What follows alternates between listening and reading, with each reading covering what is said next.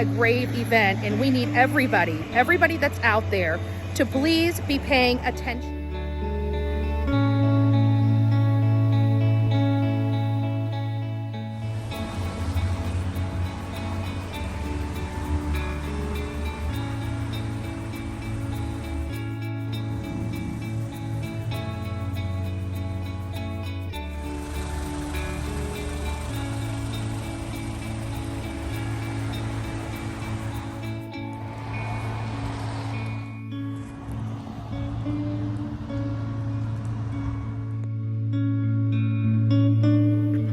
Here is 8413. This is Madalina Cojocari's home that she was residing in. It is my understanding that there are many, and this is a beautiful community. I mean, look behind me. You have a beautiful upscale community, a lot of nice vehicles here.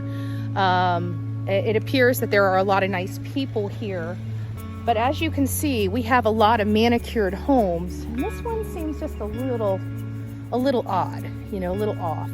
But this looks like a normal everyday home. This looks like a home that if I was driving by, wouldn't think anything of it. But we're learning today that Christopher, the stepfather,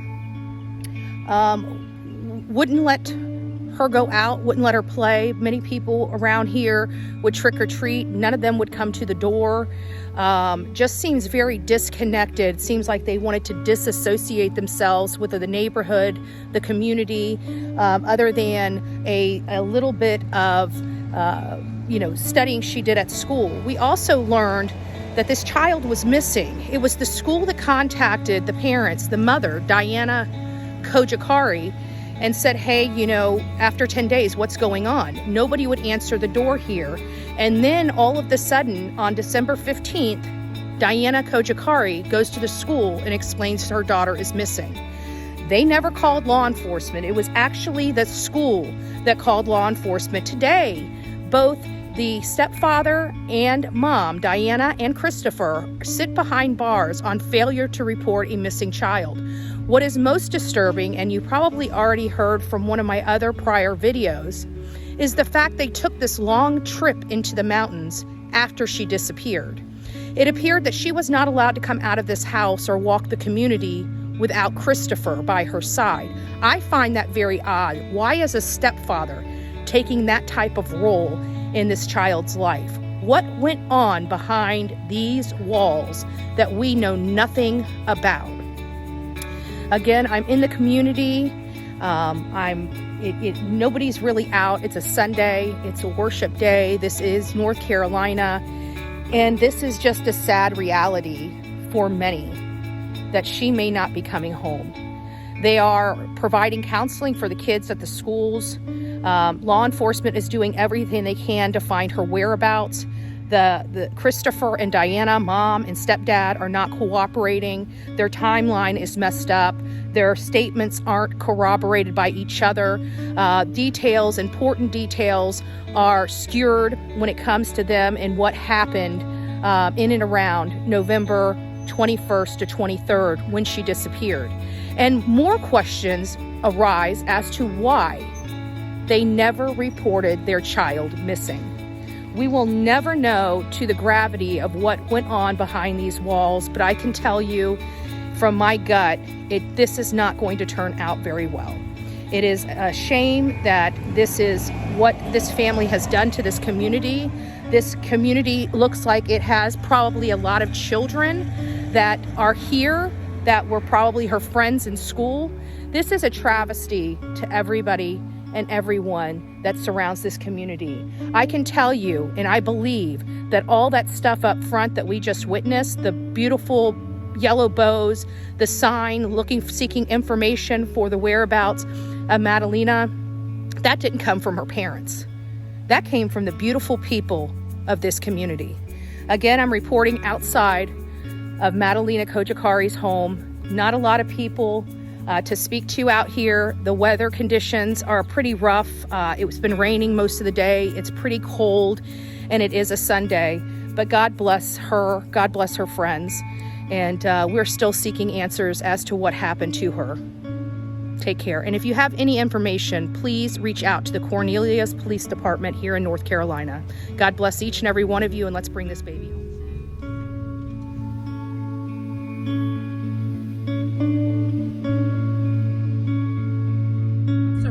And mushroom in it. Oh, cool.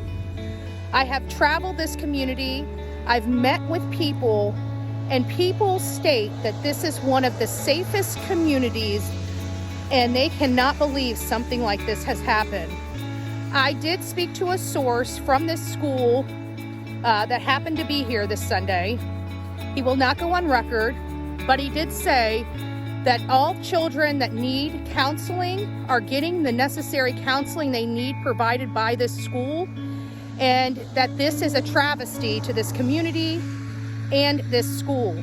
He also further stated that, you know, they tried very hard to find the location of this child, but they were meeting with uncooperation with the parents, that the parents wouldn't answer the door when resource officers went over there. And it wasn't until days later that the mom decides to come here and let the school know that her daughter, Madalina, was missing. This community has been rocked by this disappearance. And what is so shocking from some of the residents that I spoke to here is that nobody really knows about this case. This case is not getting enough attention according to the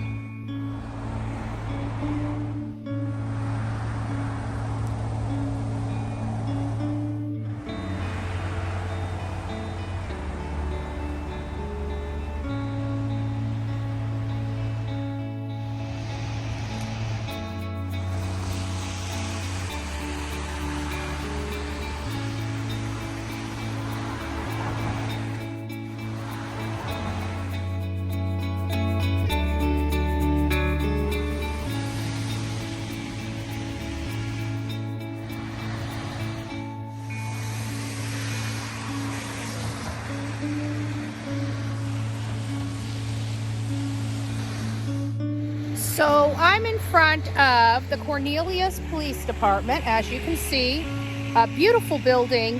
And as you see right behind me, there is a sign for Madalina Cojocarri, as well as Madalina's face. As soon as you open these doors here at the Cornelius Police Department, Cornelius Police Department is looking for any information related to the disappearance of Madalina Cojocarri. If you have any information, you've seen Madalina after the 21st, you've seen her parents, either one, Christopher or Diana, call this police department here and give them any information. If you go back through your videos on your home, anything, turn it over to the police department. They are seeking any information related to the disappearance of this young 11-year-old child that disappeared after her last day at school on the 21st. She has not been seen, reportedly, allegedly, by her parents since November 23rd. Any information you can provide to help bring this child home, let's do it.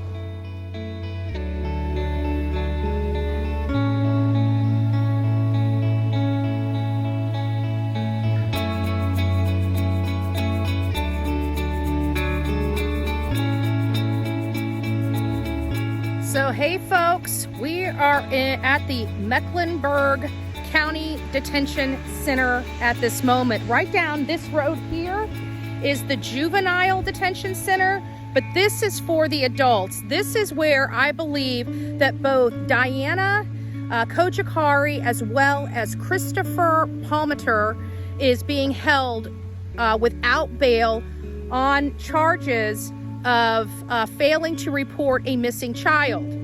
I decided to come here just to give you guys a lay of the land. There is barbed wire all around this facility.